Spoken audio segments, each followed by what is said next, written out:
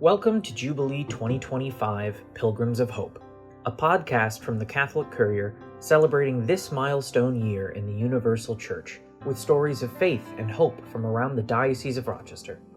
Here's your host, Gina Capolazzi, digital content producer at the Catholic Courier. The month of September means back to school, but it also means the start of a new catechetical year in the Church. Catechetical Sunday, which is celebrated on the third Sunday in September, was established to recognize and celebrate the gift that catechists bring to their parish communities. This year, Catechetical Sunday also happens just a few days before the Church in Rome celebrates the Jubilee of Catechists. Later, I'll be talking with two of my colleagues who volunteer their time as a catechist teaching the faith to their children and other children. They will also be sharing some of the catechetical resources that the Catholic Courier offers. But first, to help us better understand how faith is taught to children in the Diocese of Rochester, I'm joined by Leslie Barkin, Director of the Office of Evangelization Catechesis. So welcome, Leslie. Thank you. So maybe first we can start with what is catechesis and what is like the domestic church and how catechesis is taught maybe?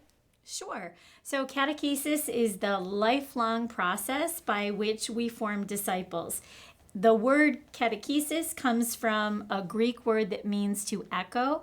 So essentially in catechesis, we are echoing the truths of our faith that have been passed down from generation to generation, beginning with Jesus himself. So when does faith formation usually begin for children? In our diocese, it typically begins around kindergarten or first grade, but ideally, the hope is that we begin it in the pre-K years, and that in that space right after baptism, we start to empower and equip parents as the primary catechist of their children, and we give them strategies to build what we call the domestic church. That's sharing the faith in their home. Now, we have a lot of different catechetical models that our parishes can use. Can you explain some of these that we see in our parishes? Sure. So we have the classroom model, which is the model that most of us are familiar with. It's what we experienced in CCD when we were children, and that is a school model that relies on a lot of volunteers who serve as catechists, and it's typically done with lecture-based table activities kind of program. And then we have Catechesis of the Good Shepherd, which is a process that is very hands-on. Children enter into a relationship with Jesus by learning about Scripture, experiencing a lot of prayer, learning more about the Mass, and it's done with a lot of manipulative so that they can act out what is being talked about in the faith. We have summer intensive models used by parishes. That's a great way for churches to connect over an extended period of time with young people, and it gives them the ability to have possibly a classroom model for part of the day, but then there's an opportunity for a lot more movement, hands-on experiences, larger projects, Mass, prayer, a lot of ways to shift and learn during the day. And then some of our parishes do a home study program, and a home study is typically done either through a group that gathers and then learns at home, or it's done with some kind of model that connects back to the parish. Are you seeing these in all of our parishes? Which one seems to be more, the one maybe that more of our parishes use? Sure. The classroom model is probably used most often, but what's really emerging as the ideal model for faith formation is the family formation model. And we're seeing a lot more of that in our parishes. And we're excited about that because that really works to equip the parents, empower the parents as the primary catechists.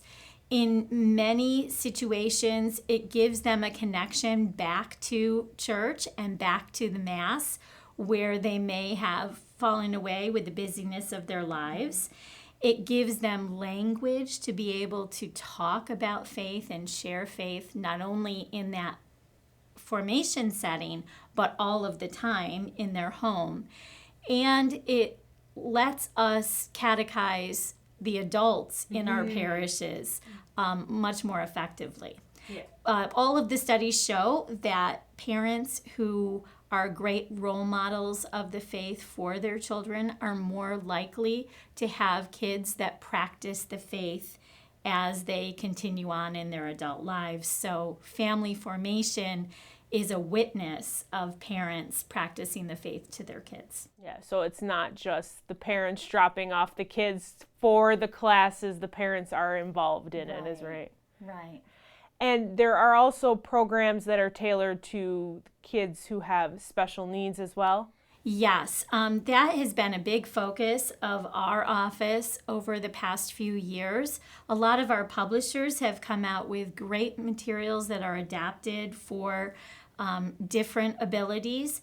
We're finding that we need to equip our catechists in better ways. So we've been doing a lot more training in that area and providing resources from our office so that we can make sure that we meet the needs of every student. I was going to ask about the training. Maybe you can talk a little bit about the training required for catechists and what your office provides for them. Sure. We're very excited to have partnered with Franciscan at Home, which is through Franciscan University, the Catechetical Institute.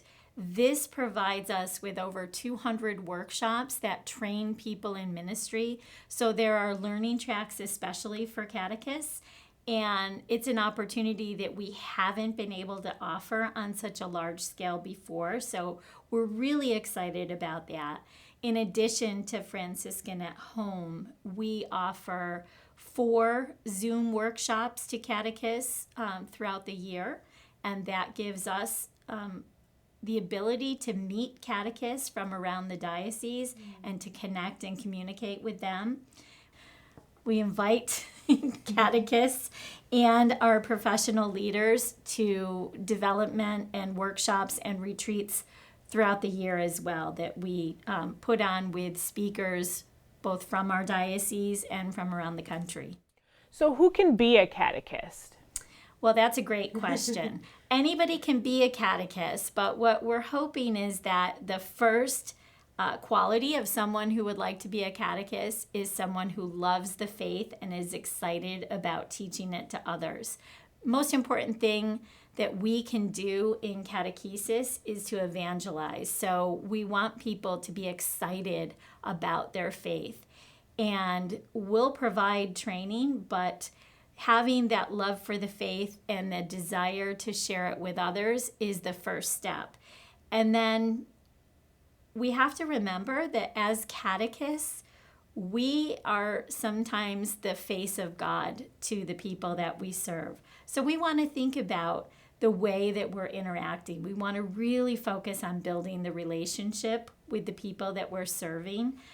We want to come into it with an open heart. We want to come into it with a good listening ear. We want to hear their stories and be ready to share our own stories of faith. And we want to be able to walk that journey with them. Formation isn't just for children. We should be learning, lifelong learning as adults too. So what sort of resources does your office have for adult faith formation and adult learning? Absolutely. I am a big believer in lifelong learning. None of us have figured it all out as disciples, so we have to continue to explore our faith and connect.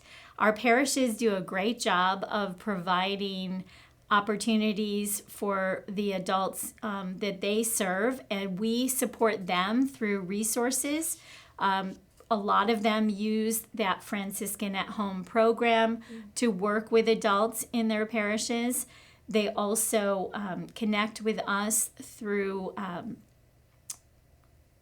experiencing things like the men's and women's conferences that are coming up that we're working with other departments on. And we have a great website of resources. We have a lending library, so people can connect to us if they want to keep learning, and the leaders in our parishes can reach out to us for different methods and models and resources that might be helpful in what they do with adults. So talk about some of these resources that you said. Where can people find them? I know you guys are sending out a lot of different information on a weekly basis. Absolutely. So two of the things that we do that I'm very proud of are we have a Family Zone newsletter, and that was created during quarantine for people to be able to continue practicing the faith in their home. And what it now serves as is a way to equip parents in their role as primary catechists. So it comes out bi-monthly, and it gives them ideas for faith sharing. It gives them ideas for faith-based family time, new ways to pray, connections to the scripture, and so forth. And then we also have a newsletter for our volunteers in the parishes, and that's called ECHO. And ECHO equips our catechists. It gives them ways to celebrate the liturgical year. It gives them connections to new methods and to new materials that are out there. And it makes sure that we have a constant pathway to those people that are volunteering in the parishes. So that goes directly to our catechists, and it's a great way that we can serve the adults who want to continue learning and sharing their faith. So can anyone sign up for those? Absolutely. They're all subscription-based, but we send them to our parishes as well, and our parishes provide them either through their weekly emails or on their websites. Okay. So is there anything else that you would like to share about catechesis and faith formation here at the Diocese of Rochester?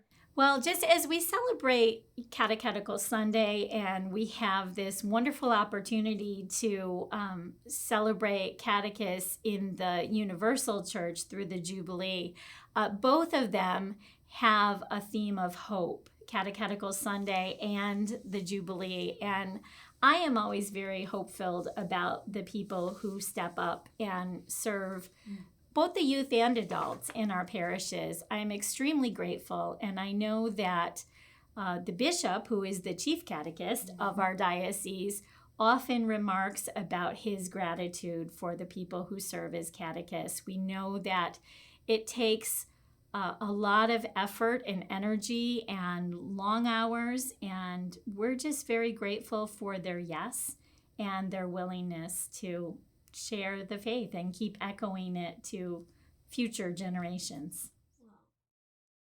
Well, thank you, Leslie, for joining me. And when we come back, I'll be joined by my two colleagues who are both catechists at their parishes. Thank you, Gina. Thank you. Get the news in your inbox when you sign up for Catholic Courier e-newsletters. Stay up to date on Jubilee year 2025 and all the other news and events from the Diocese of Rochester with Monday e-news, Thursday weekend, and Saturday reflection emails. To sign up, email us at latestnews@catholiccourier.com.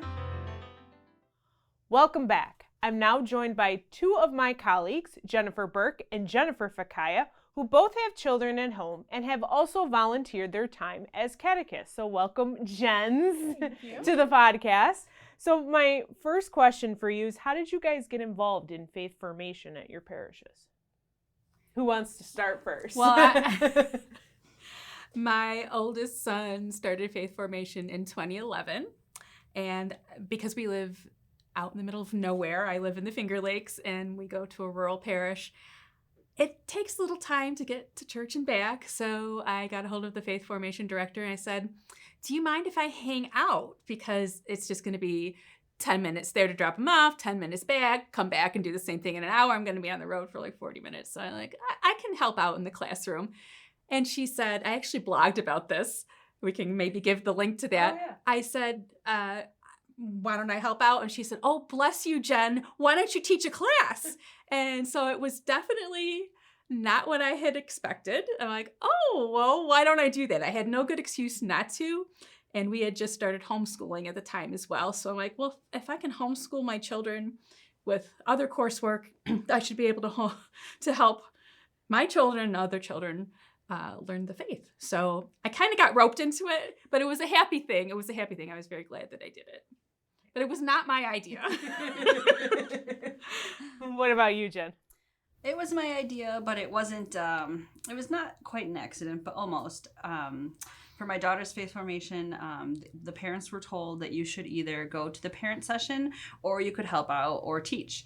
And I thought, well, I'm going to be there anyway. I like to be involved with my kids' activities and I like talking about my faith, so I'll help out in the classroom. So that's kind of how that got started. So you really guys were it just kind of happened, right? Yeah, I mean, parishes are always looking for volunteers, and I guess we looked like we wanted to do that. So obviously, I mean, look where we work.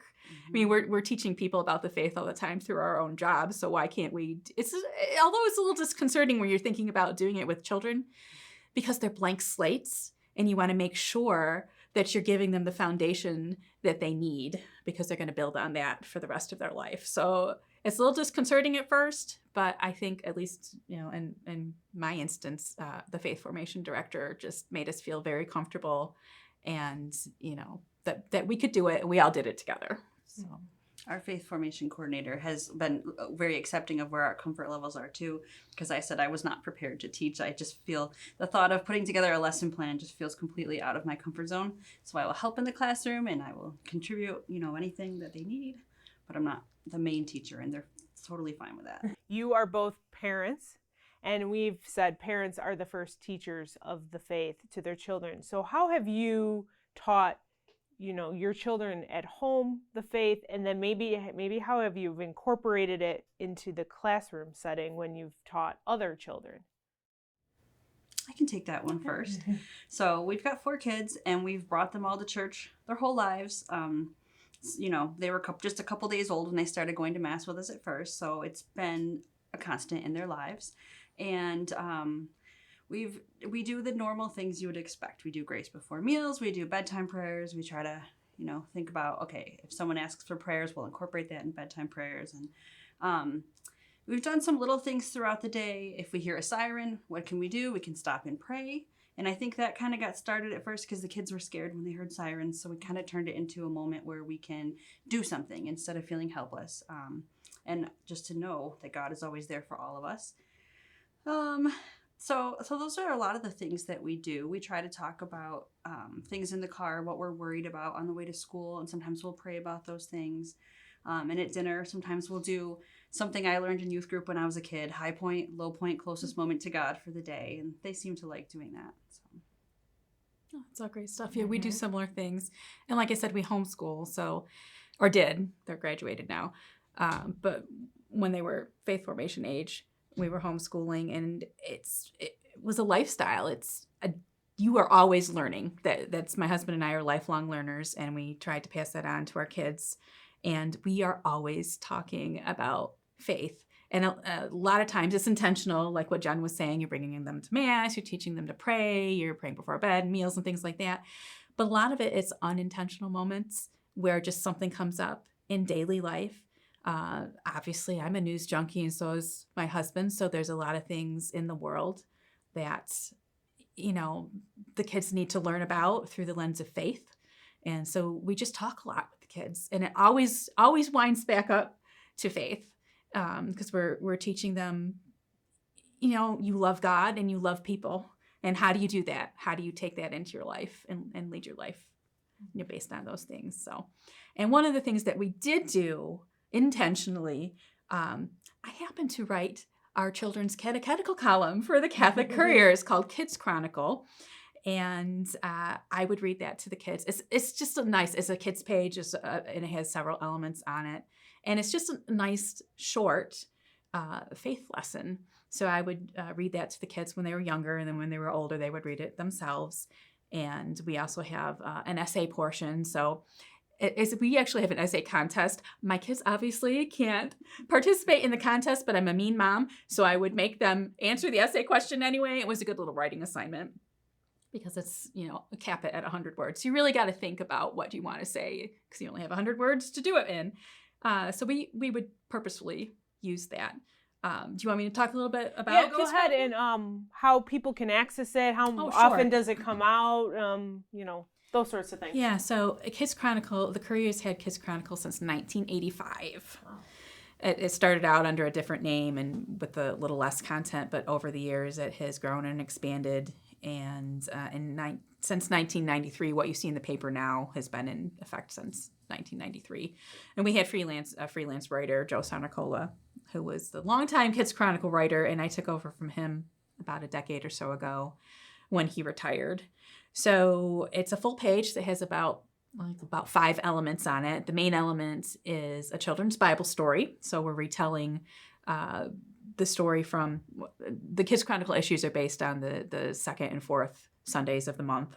So we're retelling a Bible story from those scripture readings. Sometimes we'll go into the week rather than the Sunday readings, depending on what's in the daily cycle, because sometimes there are some good stories in the daily cycle that don't come up in the Sunday cycle, so we'll hit those. Linda Jean Rivers, who was our longtime graphic artist who retired a couple years ago, has been the longtime illustrator for Kids Chronicle. So there's a really excellent and colorful, beautiful illustration that goes with each of these issues. She's still working with us on a freelance basis now that she's retired, so she's still her artistic hand in Kids Chronicle. So she and I work together to find a good story that we haven't shared, or something that can be nicely illustrated. So that's the main part, and then we take a little nugget from the story, and we do a little sidebar called Bible Accent. So, for example, one time I wrote about Jesus calming the storm at sea. So the nugget I took out of that was, he and the apostles were on the Sea of Galilee. Well, let's learn a little bit more about the Sea of Galilee. And I went to an encyclopedia and studied about the Sea of Galilee and found out that because of the sea's elevation and where it is geographically, it is extremely common for these huge storms to just kick up out of nowhere. So that's why you think, it's just random that they happen to be out in the boat and there was this big storm. Well, no, it's not random. It's something that's very common. So that's something that kids can learn a little bit more about. There's always a little mini bio on a saint. And we usually have a puzzle. And the first issue of the month, we have the essay. So, and then we run a contest. So we do publish Kids Chronicle, not only on our website, but also in print. And we run an essay contest, and you can enter to win a prize. And the second issue of the month has a trivia question. And so those are the different things. And I try to have this little thread of learning that goes through all of the elements, and it makes sense as a package. And you can get everything on our website back to, I think, 2003 or 2004. Mm-hmm.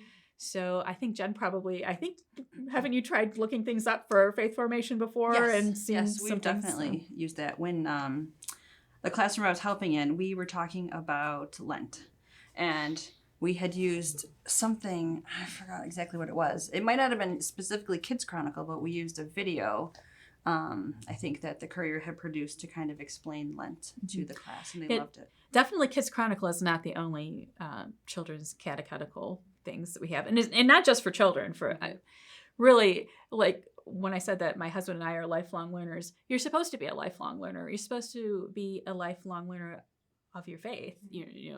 Faith formation doesn't stop when you age out of children's faith formation. So to that end, in 2001, the Courier created something called Why Do Catholics? And it's a series of stories that, we talk about what Catholics believe and why we do the things that we do. And, some of our most recent ones have been about why do Catholics venerate martyrs? Why do we venerate saints? We talk about why we do make crownings, and just different things that we can share that people may not know, well, definitely children may not know about, and they can learn more about, but it's about recatechizing people as well. It's like, oh, I haven't really thought about why I do this as a Catholic. And it just kind of refreshes your memory, and it just, underscores that lifelong learning about your faith. It's not just rote things. You need to do things with intention and realize why it is we do what we do and believe what we believe. So those also are all on our website. And that must be one of the things that you had looked at probably too. It was, yeah. And we also have wire contents that it's called Faith Alive that we have on our website that our wire service produces. So that is topical. Sometimes it's seasonal. Sometimes it's on a specific topic. Yeah. But it's always a lifelong faith formation. Yeah. I know. Recently they just did some saints with the canonization happening. So we had one on Carlo and one on Pier Giorgio. But yeah, that's another. Yeah. So we have a wealth of things on our website, that we offer to help people with their faith.